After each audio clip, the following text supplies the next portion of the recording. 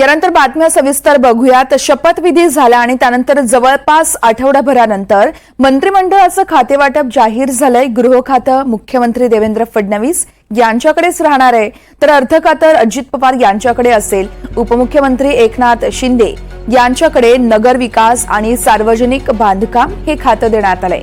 त्याचप्रमाणे धनंजय मुंडेंचं कृषी खातं माणिकराव कोकाटेंकडे देण्यात आलंय, तर धनंजय मुंडे यांना अन्न आणि नागरी पुरवठा खातं हे देण्यात आलंय।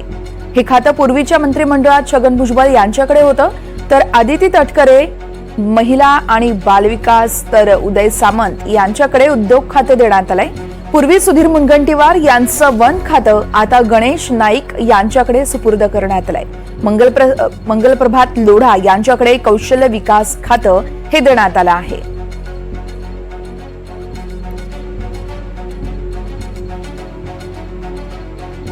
आपण ग्राफिक्सच्या माध्यमातून तपशील जाणून घेऊयात, कोणाकडे कोणतं खातं आहे ते।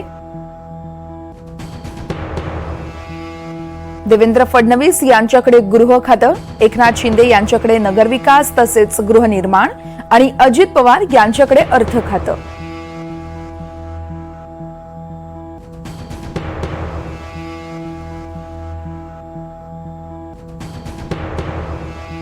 तर चंद्रशेखर बावनकुळे महसूल खातं, हसन मुश्रीफ वैद्यकीय शिक्षण, गिरीश महाजन जलसंपदा, राधाकृष्ण विखे पाटील जलसंपदा खातं, तसेच चंद्रकांत पाटील यांच्याकडे उच्च तंत्र शिक्षण, गुलाबराव पाटलांकडे पाणी पुरवठा हे खातं असेल।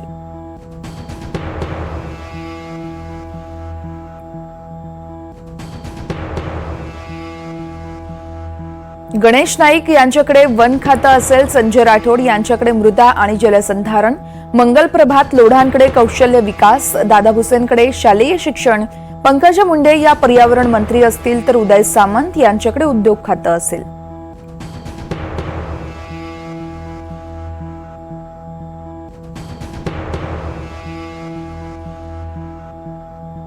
जयकुमार रावल यांच्याकडे राजशिष्टाचार, अतुल सावे ओबीसी विकास, शंभूराज देसाई पर्यटन आणि खनिकर्म, तर पंकजा मुंडे यांच्याकडे अर्थातच पर्यावरण खातं, अशोक उईके यांच्याकडे आदिवासी विकास आणि आशिष शेलार यांच्याकडे माहिती तंत्रज्ञान हे खातं असेल।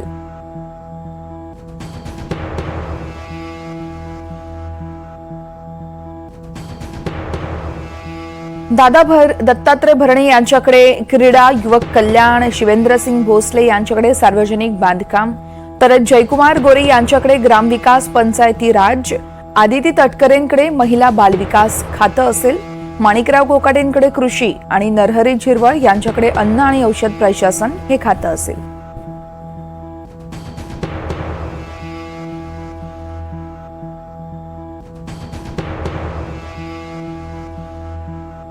संजय सावकारांकडे वस्त्रोद्योग, प्रताप सरनाईक परिवहन खातं, मकरंद पाटील आपत्ती पुनर्वसन, संजय शिरसाट सामाजिक न्याय, तर भरत गोगावलेंकडे रोजगार हमी हे खातं असणार आहे। नितेश राणेंकडे बंदरे आणि मत्स्य व्यवसाय हे खातं असेल।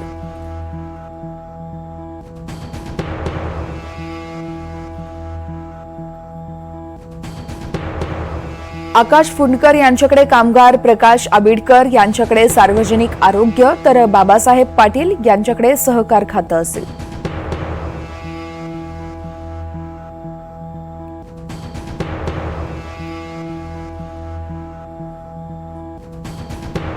तर राज्यमंत्री आपण बघतोय माधुरी मिसाळ नागरी विकास परिवहन, पंकज भोयर ग्रामीण विकास आणि खनिकर्म, तर उद्योग आणि उच्च तंत्र शिक्षण इंद्रनील नाईक यांच्याकडे असेल। आशिष जयस्वाल यांच्याकडे अर्थ आणि वित्त नियोजन, मेघना बोर्डीकर यांच्याकडे कुटुंब कल्याण, तर योगेश कदम यांच्याकडे गृह शहरी हे महसूल खातं असेल।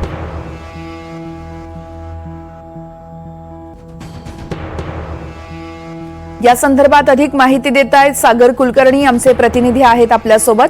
सागर, आपण बघतोय खरं तर अगदी महत्वाची खाती ही देवेंद्र फडणवीस यांच्याकडे राखण्यात त्यांना यश आल्याचं चित्र आहे आणि इतर म्हणायला गेलं तर मग अजित पवार यांच्याकडे अर्थ खातं असेल आणि शिंदेंकडे देखील नगरविकास खातं हे जैसे थेच असल्याचं बघायला मिळतंय। मात्र एकूणच सगळं हे पाहता भाजपचाच कुठेतरी वरचष्मा पाहायला मिळतोय या संपूर्ण खातेवाटपात। अर्थातच याचं कारण मुळात की भाजपाच्या कॅबिनेट मंत्र्यांची आणि राज्यमंत्र्यांची संख्या ही सर्वाधिक आहे. अर्थात त्यांचे आमदार देखील तितकेच मोठ्या संख्येने आहेत. यामुळे त्यांच्या कडे आलेली ही खाती महत्वाची मानावी लागतील.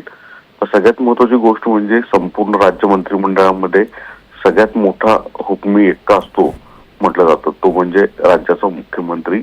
आणि मुख्यमंत्र्यांना सर्व विभागामध्ये थेट इंटरफेअर करण्याचा अधिकार, आदेश देण्याचे अधिकार असतात. यामुळे इतर मंत्र्यांच्या तुलनेने सर्वाधिक पॉवरफुल असतात ते मुख्यमंत्री आणि ती भाजपकडे आहे. त्यामुळे भाजपकडे इतर कॅबिनेट मंत्रीपद जे आहेत त्या तुलनेने कमी दिसत आहेत. जे एकनाथ शिंदेच्या शिवसेनेला सर्वाधिक पॉवरफुल खाती जी आहेत म्हणावं लागेल ती मिळाल्याचं दिसून येतंय. एका बाजूला मुख्यमंत्र्यांकडे स्वतः गृह मंत्रालय, सामान्य प्रशासन आहे, विधी व न्याय खातं, तसंच माहिती व जनसंपर्क इथं महत्वाची खाती त्यांनी स्वतःकडे ठेवलेली आहेत. पण त्याचवेळी राज्याचे उपमुख्यमंत्री असणारे एकनाथ शिंदे यांनी नगरविकास, गृहनिर्माण अशी महत्वाची खाती स्वतःकडे ठेवलेली आहेत. आपणास माहित आहे की एक म्हणजे MSRDC अर्थात हे तिन्ही खाते प्रचंड पॉवरफुल आहेत. बजेट त्याचं मोठं आहे आणि सर्वसामान्य लोकांशी निगडीत असणारं नगरविकास खातं आहे आणि हाऊसिंग सुद्धा येतं. कारण शहरी भागामध्ये या भागातले काही महापालिका, नगरपालिका ज्या सगळ्या कनेक्टेड येतात त्या या विभागाशी येत आहेत. त्यामुळे नगरविकास खात्यामुळे एकनाथ शिंदे यांचं वजन तितकंच प्रभावी राहणार आहे. अर्थात अजित पवारांकडे वित्त खातं होतं, त्याला ऍडिशनल एक्साईज खातं अजित पवारांनी स्वतःकडे घेतलेलं आहे. एकमेव खातं अतिरिक्त स्वतःकडे घेण्यामध्ये अजित पवार यशस्वी झाले, तर तेही स्वतःसाठीच घेतले त्यांनी. बाकी जर खाती पाहिली तर सातारा जिल्ह्यामध्ये हेवीवेट मिनिस्ट्री सगळी दिसून येते. याचं प्रमुख कारण म्हणजे निश्चितच सागर, शिवेंद्रराजे. त्यामुळे एकूणच हे खातं वाटप झालं आहे आणि आपण बघतोय खरं तर अतिशय महत्वाची खाती एकनाथ शिंदेकडे असल्याचं तुम्ही सांगताय. धन्यवाद सागर, तुम्ही दिलेल्या या सविस्तर माहितीसाठी.